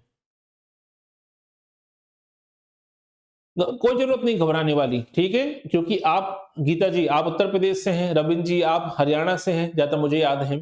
ठीक है, तो आप हरियाणा से हैं और उत्तर प्रदेश से हैं, स्वाभाविक सी बात है। मैं भी उत्तर प्रदेश का वनस्पति पढ़ूंगा तो शुरुआत पे कठिन लगेगा, क्योंकि हमारा पूरे जिलों से कोई ज्यादा वास्ता नहीं होता। लेकिन इसलिए मैं मैप का इस्तेमाल कर रहा हूं, लेकिन इसलिए इस टॉपिक को आराम से पढ़ना है। 1 बार 2 बार अच्छे से पढ़ेंगे, वैसे ही याद हो जाएगा। मध्य प्रदेश में वनस्पति ज्यादा बिखरी हुई नहीं है, क्योंकि बहुत बड़ा इलाका वनस्पति का है, लेकिन प्रजातियां काफी सीमित है। तो 1 बार 2 बार तो पढ़ना पड़ेगा, क्योंकि कोई भी स्टेट हो, मैं भी अगर राजस्थान का पढ़ूंगा तो भी कॉन्फिडेंस नहीं आता। क्यों? क्योंकि हमें इतनी जानकारी नहीं होती हर जिले के बारे में। तो जो मूल निवासी वाला सिस्टम होता है, हरियाणा में है आपके रविंद्र जी, आप गीता जी आप उत्तर प्रदेश से हैं, तो आपको ज्यादा इंफॉर्मेशन होती है जिलों के बारे में। हम वो जिले सुनते हैं जो न्यूज में आते हैं, लेकिन बाकी जिले, बहुत से जिले आप भी नहीं सुनते होंगे। आप भोपाल, इंदौर का नाम सुनते हैं, ग्वालियर, जबलपुर का नाम सुनते हैं, लेकिन आप सिवनी का नाम बहुत कम सुनते होंगे, आगर मालवा का नाम बहुत कम सुनते होंगे। ठीक है, तो हर भारत के स्टेट से ये समस्या तो आती है, लेकिन पढ़ना तो पड़ेगा। इसलिए फर्स्ट पेपर हमने शुरू किया, नहीं तो हम तो सोशियोलॉजी पढ़ाते हैं। फर्स्ट पेपर क्यों पढ़ा रहे हैं? क्योंकि अदर स्टेट के जो स्टूडेंट हैं उनको बड़ी समस्या आती है। सोशियोलॉजी तो कई सारे टीचर पढ़ा देंगे, सोशियोलॉजी प्लस फर्स्ट पेपर तैयार करा दे कोई, तो फिर एपी का पेपर आसान हो जाता है। ठीक है, चलिए अब आते हैं लाख के बारे में। लाख कहां से मिलती है? ये कुसुम, पलाश, बेर, अरहर इन सब के पेड़ों से लाख प्राप्त होती है। एक कीड़ा होता है लेसिफर लक्का, वो पेड़ को खाता है और उसको पत्तियों को खाता है और अपने शरीर से रेजिन निकालता है, लिक्विड निकालता है। वो लिक्विड पेड़ की छाल पर जमा हो जाता है। उसी छाल से, उसी लिक्विड से बनता है लाख। ठीक है। मध्य प्रदेश में जबलपुर, सिवनी, होशंगाबाद, शहडोल, मंडला, उमरिया सब जगह पर लाख के वृक्ष पाए जाते हैं। लाख मुख्यतः किस प्रकार का वृक्ष है? एक आप विकास हम कह सकते हैं आद्र पर्णपाती और पर्णपाती दोनों ही कैटेगरी में उसको शामिल किया जाता है। ये क्वेश्चन पूछा गया था, इसको याद कर लीजिए। ये क्वेश्चन मध्य प्रदेश में 3 बार पूछा जा चुका है। लाख बनाने का सरकारी कारखाना है मध्य प्रदेश में, याद रखिए कहां पर है? उमरिया में, क्योंकि झारखंड के बाद मध्य प्रदेश दूसरा सबसे बड़ा उत्पादक क्षेत्र है लाख का। और लाख का इस्तेमाल होता काय में है? जब आप चूड़ियां खरीदते हैं, कंगन खरीदते हैं, तो उसके अंदर लाख भरी जाती है, या आपने देखा होगा लाख की चूड़ियां बनती हैं। तो चूड़ी उद्योग में, आभूषण उद्योग में, ठीक है, लाख का इस्तेमाल होता है। तो मध्य प्रदेश में केवल एक ही क्वेश्चन पूछा गया है आज तक, उसी क्वेश्चन को कई बार रिपीट किया गया कि लाख बनाने का एकमात्र सरकारी कारखाना कहां पर है? वो है उमरिया डिस्ट्रिक्ट में। ठीक है। अब आते हैं महुआ। महुआ का जो वनस्पति नाम है वो एग्जाम में पूछा गया था, मधुका लॉन्गिफेलिया। मधुका लॉन्गिफेलिया क्या है? ये इसका आपका वनस्पति नाम है। और मध्य प्रदेश में महुआ का इस्तेमाल जो होती हैं वो जनजातियां शराब बनाने में इस्तेमाल करती हैं, खासकर मध्य प्रदेश के पूर्वी जिले में। तो मध्य प्रदेश का जो पूर्वी जिला है, बघेलखंड का इलाका है, बालाघाट का इलाका है, मंडला उमरिया का क्षेत्र है, इस क्षेत्र में मुख्य रूप से महुआ उत्पादित होता है। और महुए के जो पेड़ का फल होता है, इसका इस्तेमाल काय में होता है? शराब बनाने में, औषधि बनाने में होता है। ठीक है। लेकिन मध्य प्रदेश सरकार ने महुए से बनने वाली शराब को हेरिटेज वाइन यानी हेरिटेज शराब का दर्जा दिया हुआ है। ठीक है। अब आता है बिलावा। बिलावा एक प्रकार का फल है। क्या है? एक फल है जिसका इस्तेमाल काय में होता है? जिसका इस्तेमाल याद रखिए आपके मैन्युफैक्चरिंग में बड़े पैमाने पर स्याही है, पेंट है, दवाइयां हैं, इसमें इस्तेमाल होता है। ठीक है। और बिलावा का एकमात्र सरकारी कारखाना कहां पर है? एकमात्र कारखाना है छिंदवाड़ा में। यही क्वेश्चन पूछा गया था। हाँ, एक क्वेश्चन और पूछा गया था इसमें कि मध्य प्रदेश में स्याही बनाने में किस वनस्पति का, वनोपज का इस्तेमाल होता है? स्याही बनाने में बिलावा का इस्तेमाल होता है। ठीक है। अगला क्वेश्चन है हर्रा। हर्रा क्या होता है? सीधी सी बात है, छिंदवाड़ा, जबलपुर। महत्वपूर्ण क्वेश्चन ये नहीं पूछा है कहां मिलेगा, क्योंकि हर्रा बहुत जगह पर मिलता है। मध्य प्रदेश के बहुत से जिलों में हर्रा मिलता है। जो चीज सब जगह मिलती है फिर वो क्वेश्चन नहीं बनता। हर्रा का इस्तेमाल काय में होता है? हर्रा का इस्तेमाल होता है पेट की दवा बनाने में। ठीक है, याद रखिएगा, चमड़े को साफ करने में इस्तेमाल होता है। और हर्रा का कोई कारखाना नहीं है, क्योंकि आपने देखा होगा त्रिफला चूर्ण आता है पेट साफ करने के लिए, उस त्रिफला चूर्ण में भी हर्रा का इस्तेमाल होता है। और इसका कोई कारखाना नहीं है इसका। ठीक है। इसको लघु उद्योग, कुटीर उद्योग की तरह हर कंपनी इसको इस्तेमाल करती है। जो कारखाने हैं वो अच्छे से पढ़ लीजिएगा। तो ये है हमारे टॉपिक, वन संसाधन, आपके वनों के प्रकार और वनोपज। तो जो आपके सिलेबस में लिखा गया वो तो हमने पढ़ लिया, लेकिन पीएससी यहां तक नहीं रुकेगी। पीएससी फॉरेस्ट लिखा है तो मध्य प्रदेश की फॉरेस्ट पॉलिसी पूछेगी। तो ये क्वेश्चन कई बार पूछा गया, मध्य प्रदेश की पहली वन नीति कब आई थी? तो पहली वन नीति आई थी 1952 में। और वर्तमान की जो वन नीति है वो है 2005 की, जो आई थी 4 अप्रैल 2005 को लागू हुई थी। तो मध्य प्रदेश में केवल 2 बार वन नीति आई है, 1952 में और 2005 में। तो 1952 की वन नीति तो रिप्लेस हो चुकी है, 2005 की वन नीति वर्तमान में जारी है। यानी आज से 20 साल पहले फॉरेस्ट पॉलिसी बनाई थी मध्य प्रदेश सरकार ने, वही फॉरेस्ट पॉलिसी चल रही है। तो पेपर में क्वेश्चन पूछा गया, मध्य प्रदेश में कितनी वन नीतियां आ चुकी हैं, लागू हो चुकी हैं? केवल 2 वन नीतियां आई हैं। पहली वन नीति कब आई थी? 1952 में। दूसरी कब आई? 2005 में। कब लागू हुई? 4 अप्रैल 2005 को जारी हुई थी। अब जो नई वाली वन नीति है, इसका पर्पस क्या था? इसका पर्पस है वनों के संरक्षण, विकास और परिरक्षण के लिए वित्तीय सहायता देना, पर्यावरणीय, सामाजिक, तकनीकी संसाधनों का उपयोग करना। क्योंकि पहली चीज अपने रिसोर्सेज को बचाइए, बर्बाद होने से रोकना जरूरी है। तो पहला फोकस तो काय पे किया गया? संरक्षण पे फोकस किया गया है। दूसरा, जो 1988 की वन नीति का टारगेट है कि किसी भी राज्य में 1/3 क्षेत्रफल क्या होना चाहिए? वन आच्छादित होना चाहिए। तो इस वन नीति में भी यही कहा गया है कि मध्य प्रदेश के कुल भौगोलिक क्षेत्रफल के 1/3 भाग पर वन आच्छादन का लक्ष्य रखा गया है। अभी वन आच्छादन 1/3 नहीं है मध्य प्रदेश में, लगभग 25% है। इसके अलावा पर्यावरण की स्थिरता और पारिस्थितिक संतुलन को बनाए रखने की बात की गई है। ये नहीं कि अवैध कटाई की बढ़ावा दे, केवल पॉलिसी है। जंगल तो नाश होना शुरू हो चुके हैं एमपी के बड़े पैमाने पर, अभी आपने देखा होगा। अभी तो छत्तीसगढ़ का हसदेव का जंगल 5000 एकड़ के जंगल काट दिए गए।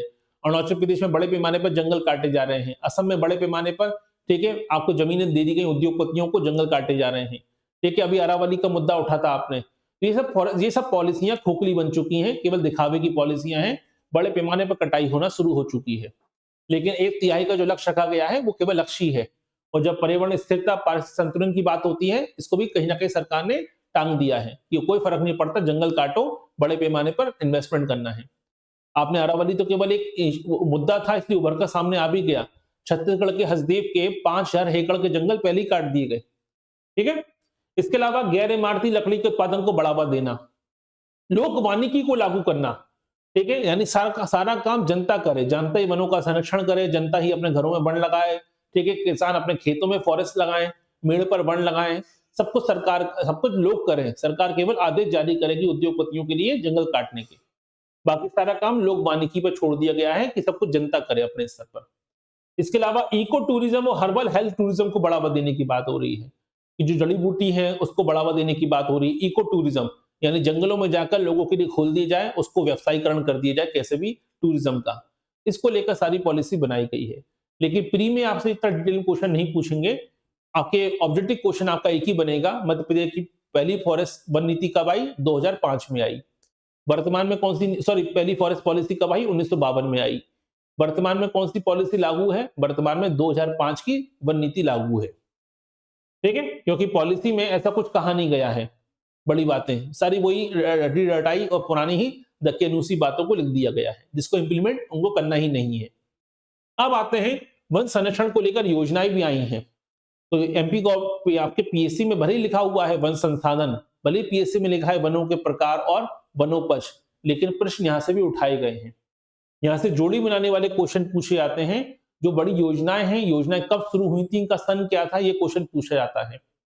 तो पहली योजना है सामाजिक वानिकी योजना। इससे पीएससी ने 2005 में, 2008 में, 2012 में, 13 में इससे क्वेश्चन पूछे हैं, तो ये क्वेश्चन कई बार पूछा जा चुका है।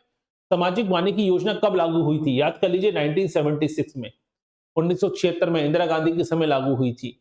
इसका उद्देश्य क्या था? निजी वृक्षारोपण को बढ़ावा देना, लोग अपने खेतों में, ठीक है, हर जगह पर वृक्षारोपण करें, और कृषि वानिकी को बढ़ावा देना, खेती बाड़ी के इलाकों में, आसपास के इलाकों में वृक्षों की उत्पादकता को बढ़ावा देने की बात की गई थी। फिर आती है पंचवन योजना। 1976 में यह भी योजना आई, जिन इलाकों में 33% से कम वन क्षेत्रफल था, क्योंकि 1988 की पॉलिसी में क्या नाम आएगा कि 33% इलाके में फॉरेस्ट होना चाहिए, तो 1976 में पंचवन योजना शुरू की गई थी, जिसका पर्पस भी क्या था कि ऐसे जिलों में वृक्षारोपण को बढ़ावा देना जहां पर 33% से कम वन क्षेत्रफल है। लोक वानिकी योजना 1999 में आई। गलती क्या होती है? सामाजिक वानिकी और लोक वानिकी में कंफ्यूजन हो जाता है। सामाजिक वानिकी योजना आई थी 1976 में, लोक वानिकी योजना आई थी 1999 में, और इसमें यह कहा गया कि किसान अपनी निजी भूमि पर क्या करें, ठीक है, अपनी निजी भूमि पर वृक्षारोपण करें, और इस वृक्ष का इस्तेमाल करने, उसकी कटाई करने, उसका आर्थिक लाभ लेने का अधिकार किसान का होगा। उसको अनुमति लेने की आवश्यकता नहीं होगी, अपने ही खेतों के पेड़ काटने को लेकर कोई अनुमति नहीं लेनी होगी, अगर वो पेड़ किसान ने खुद अपने खेतों में लगाए हैं तो। इसे कहा गया लोक वानिकी।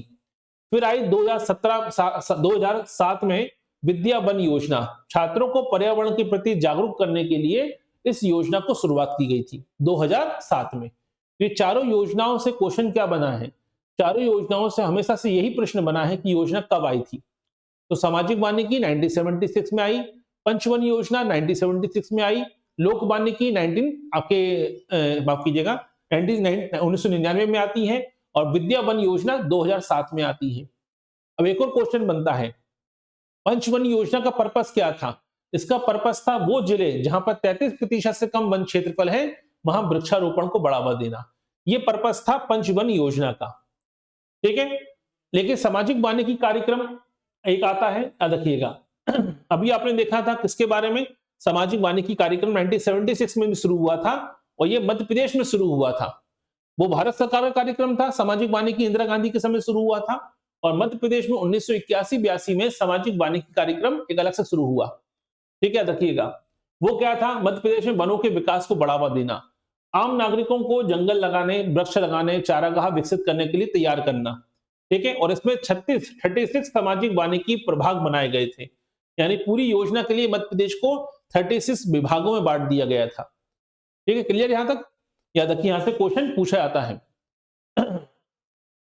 तो मध्य प्रदेश का सामाजिक वानिकी कार्यक्रम 1981-82 में शुरू हुआ और भारत सरकार का सामाजिक वानिकी कार्यक्रम 1976 में शुरू हुआ था। इसलिए क्वेश्चन देखते समय दो बातों पर ध्यान देना है कि भारत का पूछ रहे हैं कि मध्य प्रदेश का पूछ रहे हैं। अगर क्वेश्चन आता है मध्य प्रदेश सामाजिक वानिकी कार्यक्रम कब शुरू हुआ, तो 1981-82 में, और क्वेश्चन आता है कि भारत में सामाजिक वानिकी कार्यक्रम कब शुरू हुआ, 1976 में, दोनों में डिफरेंस है। उद्देश्य एक ही है, लेकिन दोनों कार्यक्रम अलग अलग वर्ष में प्रारंभ हुए हैं। अब आते हैं वन संरक्षण को लेकर पुरस्कार भी बांटती है मध्य प्रदेश सरकार। ठीक है, भले ही वनों को वो उद्योगपतियों को बेच दे, लेकिन पुरस्कार जरूर बांटती है संरक्षण के नाम पर। पहला है बसावन मामा स्मृति पुरस्कार।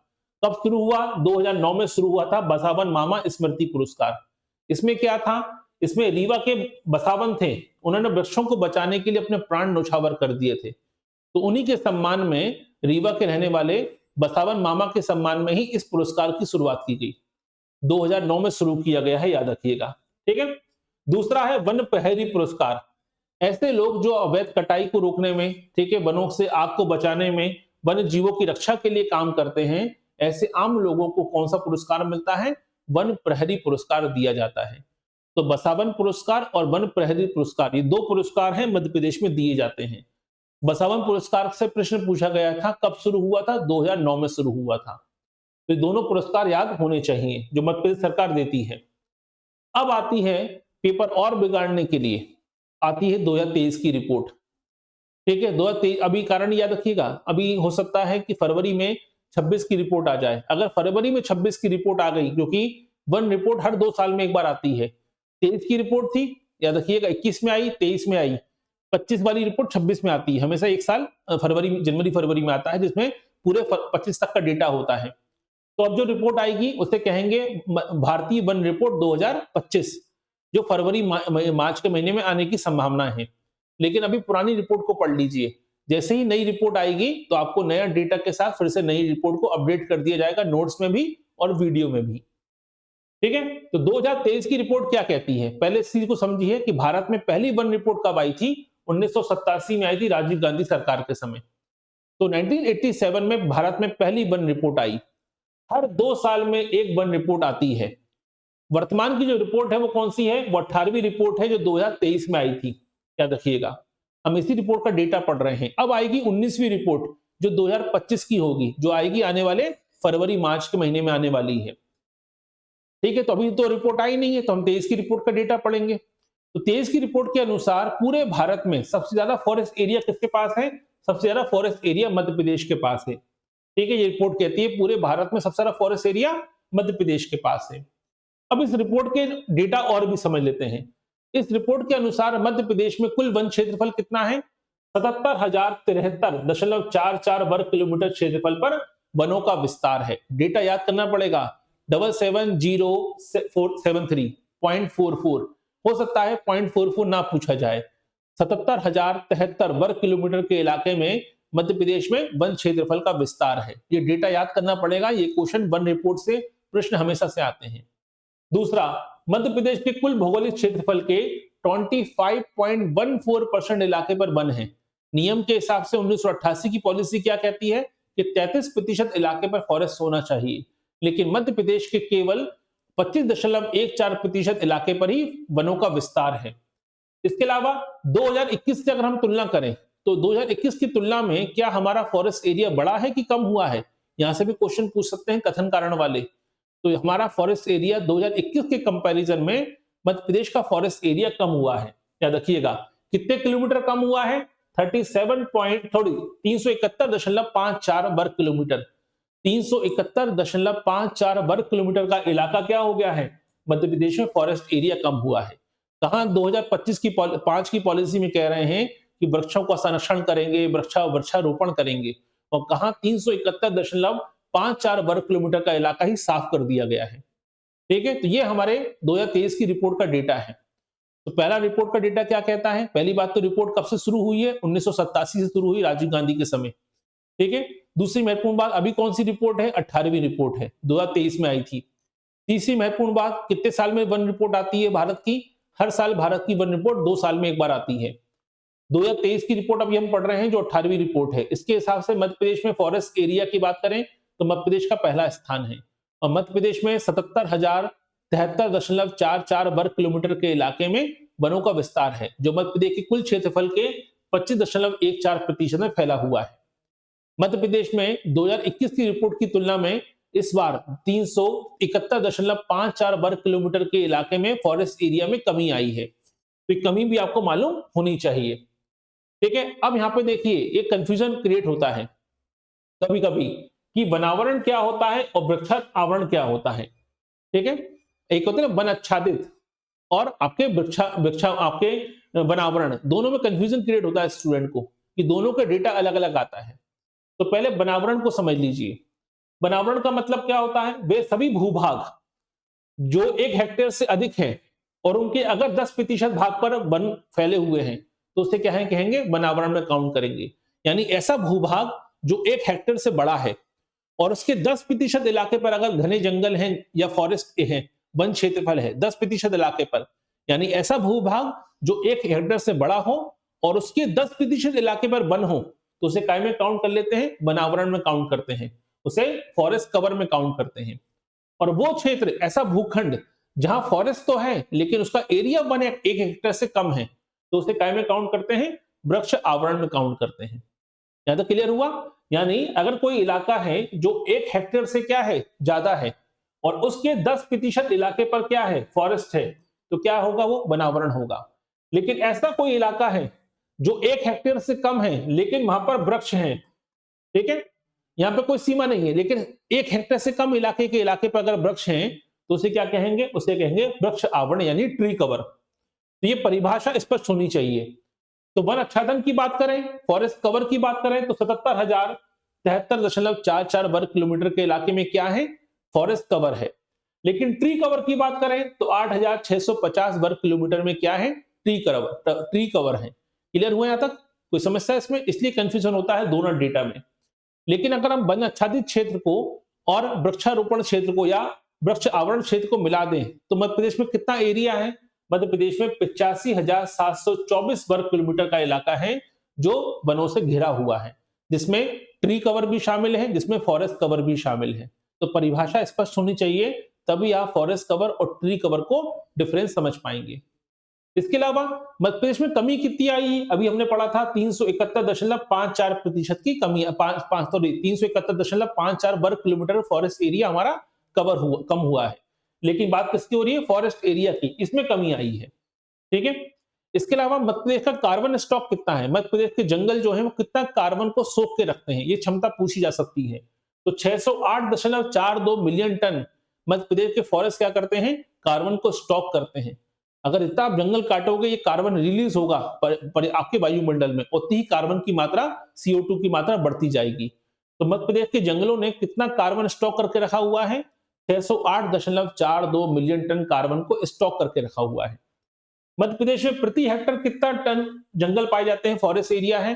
तो 78.93 टन प्रति हेक्टर मध्य प्रदेश में फॉरेस्ट एरिया है। ठीक है, क्लियर? यहां तक प्रति हेक्टर के हिसाब से भी डेटा मालूम होना चाहिए। अब 2021 और 2023 में क्या परिवर्तन आया? 2021 में फॉरेस्ट एरिया कितना था? 77,444। अब कितना हो गया है? 77,073 वर्ग किलोमीटर। यानी कमी कितनी आई है? 371.54 वर्ग किलोमीटर की कमी आई है। ये किसकी बात हो रही है? फॉरेस्ट कवर की। ट्री कवर की बात करें तो ट्री कवर कितना था? 8,891 वर्ग किलोमीटर। कितना रह गया है? 8,650 वर्ग किलोमीटर। इसका मतलब ट्री कवर में भी क्या हुआ है? कमी आई है 240.87 वर्ग किलोमीटर की। यानी दोनों को कुल मिलाकर 2021 से लेकर 2023 के बीच में फॉरेस्ट एरिया हमारा कम हुआ है, फॉरेस्ट कवर भी कम हुआ है, ट्री कवर भी कम हुआ है, और दोनों को मिला दें तो हमारा 612.41 वर्ग kilometre forest area, forest cover और ट्री कवर दोनों कम हुआ है। तो ये सारा डेटा एग्जाम में पूछा जाएगा जब तक कि 23 की रिपोर्ट, 24-25 की रिपोर्ट नहीं आ जाती। जैसे ही 25 की रिपोर्ट आएगी डेटा पूरा चेंज हो जाएगा, याद रखिएगा। ठीक है, अब आते हैं यहां से डेटाबेस क्वेश्चन बनता है कि मध्य प्रदेश में हमने देखा कि पूरे भारत में सबसे ज्यादा फॉरेस्ट एरिया किसके पास है? मध्य प्रदेश के पास है। तो मध्य प्रदेश में सबसे ज्यादा फॉरेस्ट एरिया किसके पास है? टॉप का जिला कौन सा है? वो है बालाघाट। ठीक है, सेकंड नंबर पे है छिंदवाड़ा और थर्ड पे है बैतूल। टॉप 3 पढ़ के जाइएगा। सबसे ज्यादा फॉरेस्ट एरिया बालाघाट, सेकंड पे छिंदवाड़ा, थर्ड पे बैतूल। ये फॉरेस्ट एरिया का सर्वाधिक फॉरेस्ट क्षेत्र है। और सबसे कम फॉरेस्ट एरिया किसके पास है? वो है शाजापुर, उज्जैन और आगर मालवा। टॉप 3 पढ़ के जाइए। यानी सबसे ज्यादा फॉरेस्ट एरिया है बालाघाट में, सबसे कम है शाजापुर में। इसके अलावा परसेंटेज की बात करें तो सबसे ज्यादा वन क्षेत्रफल का प्रतिशत के मामले में बात करें तो प्रतिशत में सबसे ज्यादा फॉरेस्ट एरिया कहां पर है? उमरिया में। उमरिया का टोटल जो लैंड है उसका 54% इलाका केवल जंगलों से घिरा हुआ है, फॉरेस्ट एरिया से घिरा हुआ है। तो सबसे ज्यादा परसेंटेज की बात करेंगे तो कहां पर आता है? उमरिया आता है। क्षेत्रफल की बात करते हैं तो बालाघाट आता है। परसेंटेज की बात करते हैं तो उमरिया आएगा। ठीक है, सबसे कम क्षेत्रफल कहां पर था? दतिया आपके शाजापुर में। और सबसे कम कहां पर है परसेंटेज की बात करेंगे तो उज्जैन में। यहां से पेपर बिगड़ जाएगा क्योंकि हम परसेंटेज अलग देखते हैं और एरिया अलग देखते हैं, और एरिया में दोनों एरिया और परसेंटेज की बात करते हैं तो डेटा चेंज हो जाता है। सबसे ज्यादा फॉरेस्ट एरिया कहां पर है? बालाघाट में। सबसे ज्यादा फॉरेस्ट परसेंटेज में कायमी मामले में है तो वो है आपका आपका अभी देखा आपने उमरिया। सबसे कम फॉरेस्ट एरिया एरिया कहां पर है? शाजापुर में। और सबसे कम वन क्षेत्रफल परसेंटेज में कहां पर है? उज्जैन में। ठीक है, अब आते हैं वन क्षेत्रफल में सबसे ज्यादा वृद्धि कहां पर हुई। 2023 की रिपोर्ट क्या कहती है? 2023 की रिपोर्ट के अनुसार सबसे ज्यादा वन क्षेत्रफल में वृद्धि कहां पे हुई है? 81%, 81.07 वर्ग किलोमीटर में वृद्धि हुई है भिंड जिले में। यानी भिंड जिले में वृक्षारोपण ज्यादा अच्छे से काम किया है या कटाई कम हुई है इस इलाके में। यही कारण है कि इस इलाके में वन क्षेत्रफल में वृद्धि हुई है भिंड के इलाके में। और कमी कहां पे आई है? कमी आई है दमोह के इलाके में। 85.25 वर्ग किलोमीटर का इलाका दमोह क्षेत्र में वृक्षारोपण में कमी आई है या कटाई ज्यादा हुई है, तो वन क्षेत्रफल में कमी आई है। तो वन क्षेत्रफल में वृद्धि कहां पे हुई? भिंड में। कमी कहां पे हुई है? कमी हुई है आपके दमोह डिस्ट्रिक्ट में। ठीक है, अब आते हैं मध्य प्रदेश में वनों से संबंधित संस्थान भी पूछे जाते हैं। ये क्वेश्चन कई बार पूछा गया है, एग्जाम में क्वेश्चन पूछा गया था भारतीय वन प्रबंधन संस्थान कहां पर है? पूरे इंडिया में एक ही जगह पर है, वो है भोपाल में। याद रखिएगा, ऐसे क्वेश्चन बनते हैं। ये कोई पेपर तो अभी 2020-21 का पेपर हुआ था आपका एमबीपीएससी का, उसमें ये क्वेश्चन पूछा गया था।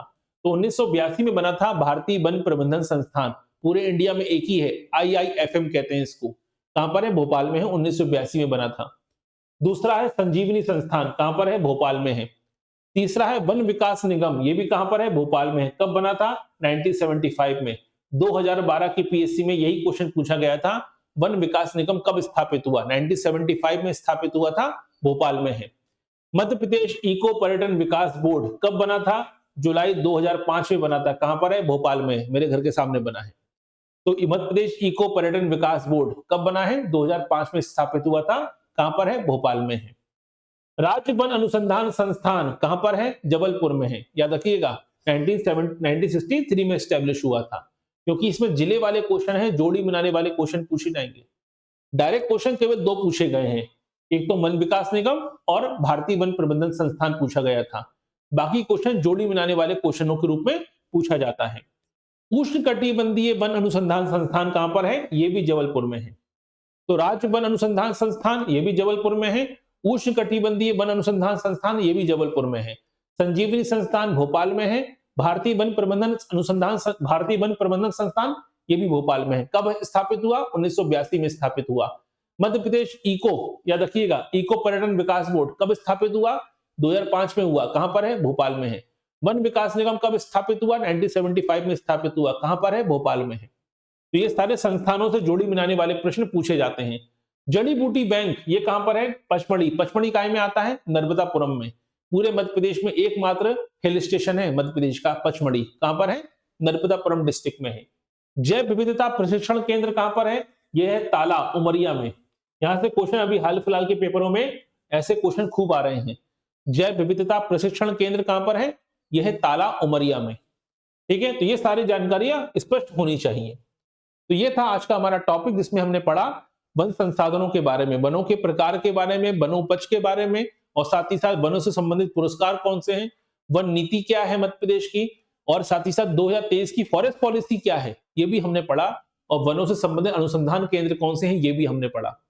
तो भले ही सिलेबस में लिखा गया हो वनों के प्रकार और आपके वनोपज, लेकिन इस टॉपिक को पूरा आपको डिटेल पढ़ना ही पड़ेगा। इसको टुकड़ों में पढ़ेंगे तो याद कभी नहीं होगा।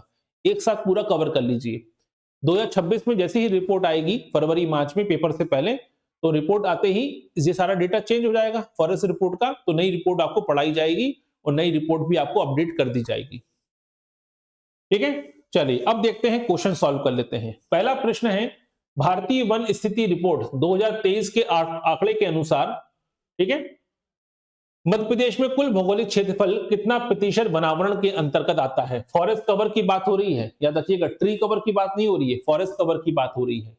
तो मध्य प्रदेश में कितना फॉरेस्ट कवर है 2023 के डेटा के अनुसार? सही आंसर क्या आएगा? 25.14%। मध्य प्रदेश में सर्वाधिक वन क्षेत्रफल वाला जिला कौन सा है? सर्वाधिक वन क्षेत्रफल पूछा गया है, आंसर क्या आएगा? बालाघाट। मध्य प्रदेश का सरकार द्वारा तेंदुपत्ते का राष्ट्रीयकरण किस वर्ष किया गया था? क्योंकि तेंदुपत्ते का राष्ट्रीयकरण करने वाला मध्य प्रदेश पहला राज्य है और मध्य प्रदेश में सबसे पहले जो वन उपज का राष्ट्रीयकरण हुआ था वो तेंदुपत्ता था। ठीक है, कब हुआ था? 1963 में हुआ था। अगला क्वेश्चन देखिए, प्रशासनिक नियंत्रण के आधार पर मध्य प्रदेश में सर्वाधिक आरक्षित वन किस जिले में पाए जाते हैं? प्रशासनिक आधार पर हमने देखा था 3 प्रकार के वन होते हैं, आरक्षित, संरक्षित और अवर्गीकृत। आरक्षित वन सबसे ज्यादा कहां मिलते हैं? सबसे ज्यादा आरक्षित वन पाए जाते हैं खंडवा डिस्ट्रिक्ट में।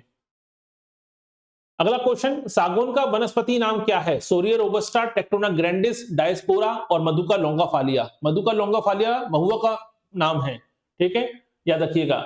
डायस्पोरा जो है वो तेंदुपत्ते का नाम है, टेक्टोना ग्रैंडिस सागौन का नाम है, सोरिया रोबस्टा साल का वनस्पति नाम है। तो सागौन का पूछा गया है, टेक्टोना ग्रैंडिस।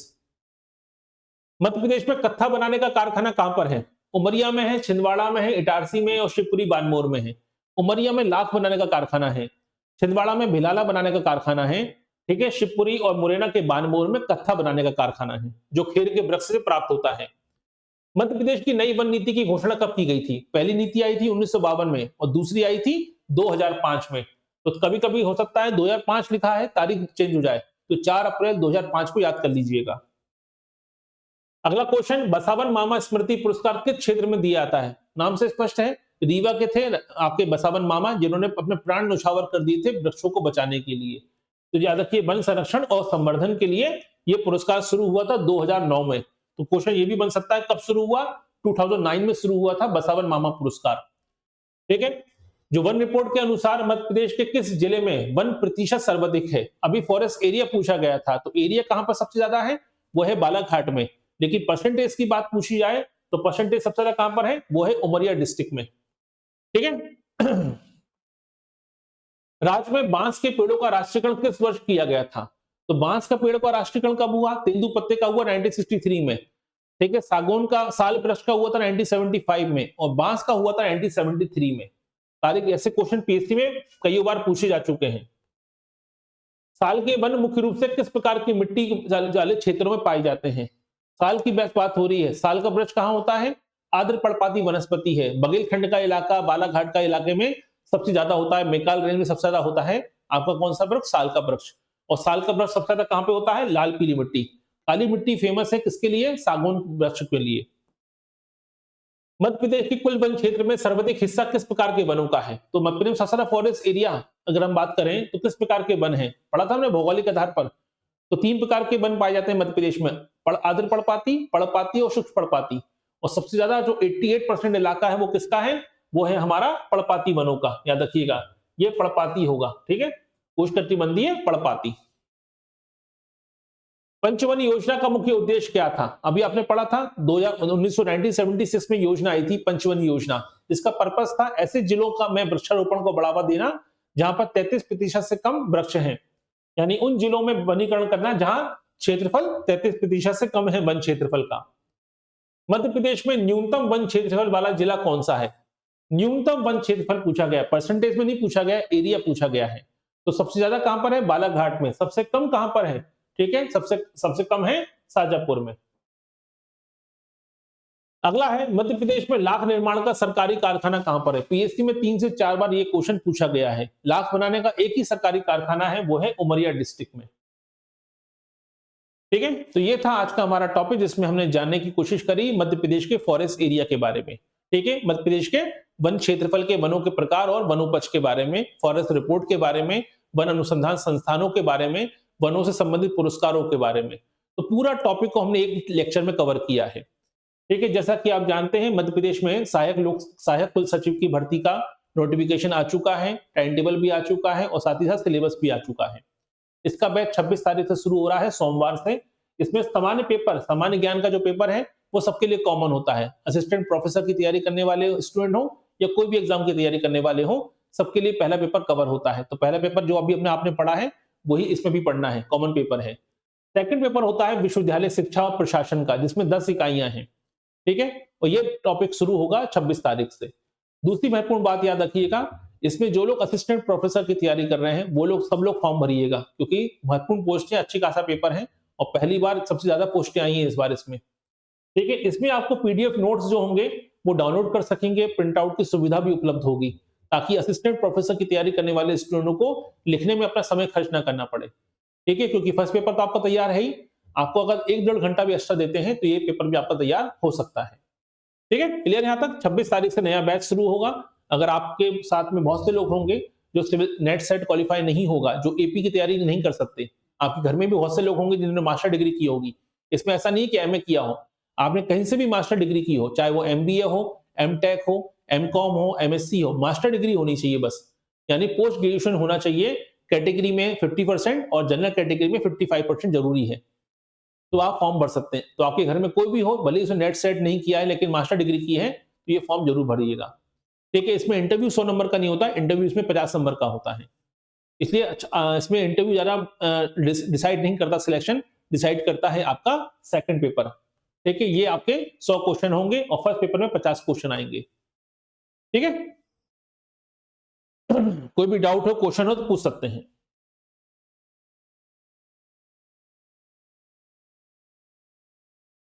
ठीक है, आ रहा है सबको समझ में? तो आज का लेक्चर हमारा यहीं पे कवर होता है। तो कल हम देखेंगे अगला लेक्चर, कल तो संडे है, मंडे को हमारा लेक्चर शुरू होगा, उसमें हम पढ़ेंगे मध्य प्रदेश में एग्रीकल्चर के बारे में, क्योंकि एक हफ्ते में इस यूनिट को हम कवर कर लेंगे, थोड़ा एमपी ज्योग्राफी, लेकिन पढ़ना हमें मैप पर ही है, अच्छे से याद रखिएगा।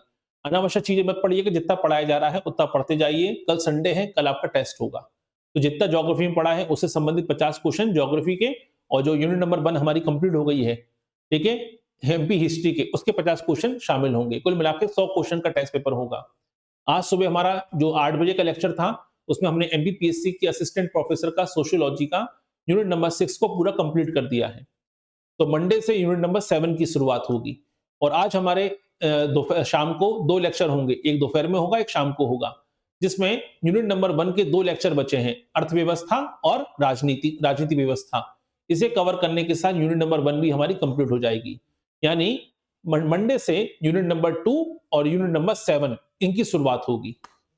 ठीक है, तो हमने एमपीपीएससी के असिस्टेंट प्रोफेसर के सिलेबस के 2 लेक्चर हमारे पूरे कवर, 2 यूनिट हमारी कवर हो गई हैं।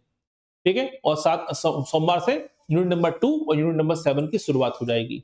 एमपी जीके में हमारा हिस्ट्री कंप्लीट हो चुका है, ज्योग्राफी हमारा चल रहा है, और 26 तारीख से सहायक कुल सचिव की भर्ती के लिए भी हमारा बैच शुरू हो जाएगा, और इसकी क्लासेस हुआ करेंगी दोपहर 2 बजे से, दोपहर 2 से दोपहर 3 बजे तक इसका लेक्चर चला करेगा। और इसके नोट्स आप प्रिंटेबल होंगे, आप डाउनलोड कर सकते हैं, प्रिंट आउट निकाल सकते हैं, अच्छी तैयारी कर सकते हैं, फर्स्ट पेपर के भी और आपके सेकंड पेपर यानी विश्वविद्यालय शिक्षा से संबंधित क्वेश्चन पेपर भी। साथ में इसको पढ़ाते समय डेली आपको जो लेक्चर होगा उसमें साथ ही साथ 15-15 क्वेश्चन भी वहीं कराए जाएंगे, क्योंकि बहुत से लोगों के लिए नया होता है, इसलिए तो साथ में 15 क्वेश्चन भी साथ में कराए जाएंगे। और आज याद रखिएगा दोपहर 1 बजे, ठीक है, यूट्यूब पर लाइव होगा इसका लेक्चर। इसमें हम सिलेबस पर डिस्कस करेंगे कि कैसे तैयारी करनी है और कौन से टॉपिक के लिए कौन सी किताबें आप पढ़ सकते हैं। तो लाइव लेक्चर जरूर देखिएगा उस समय। ठीक है, चलिए तो बने रहिए हमारे साथ, मिलते हैं अगले लेक्चर में। बहुत बहुत धन्यवाद।